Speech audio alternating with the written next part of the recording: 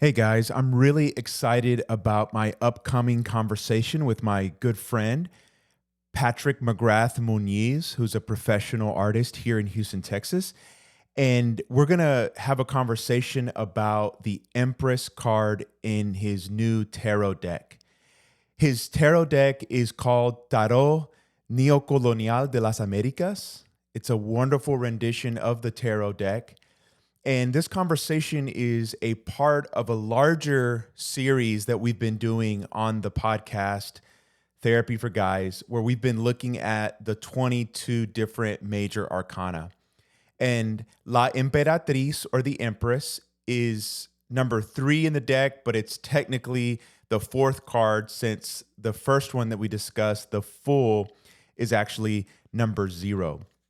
And what I want to do in this short video as a way to get you excited, get you thinking about the Empress or La Emperatriz, is to read the short summary that Patrick wrote for this card in his little booklet.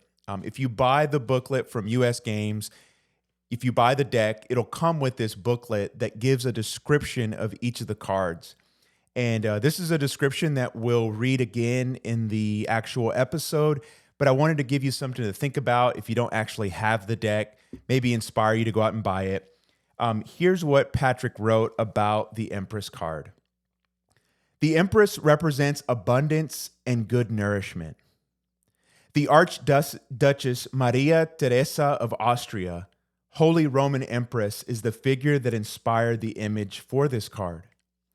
Maria Theresa was known for her economic and educational reforms. She was also considered one of the most capable rulers that brought unity to her empire and perhaps the most humane of all the Habsburgs. She was also the only female ruler in the 650-year history of the Habsburg dynasty. The Empress is shown holding up an ice cream cone while petting a calf. The cow is traditionally associated with feminine lunar deities, nutrition, and the productive power of the earth. The Empress, like Mother Earth, is the fruitful matriarch that sustains, making her not just desirable, but also potentially terrible for her power to give and also take away.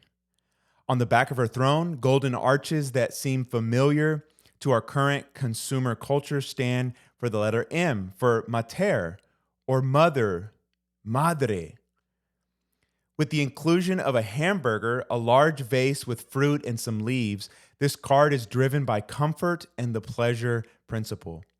Therefore, there is always the possibility of overindulgence.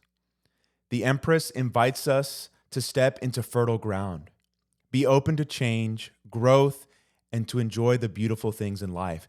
She may also become a muse and inspires us to be creative and deeply intuitive. This is a woman in the highest position of power. Additionally, she can also be a mother figure who can inspire love and devotion, but also fear and intimidation. I think that's such a great summary of his card. It gives you a lot of symbolism to think about, to ponder, to wrestle with, to sit with.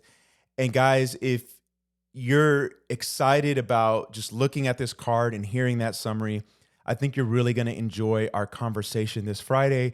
We're going to go in depth. We're going to bring in different movies, different ideas, different philosophical and spiritual and psychological sources to help us make sense of the Empress card.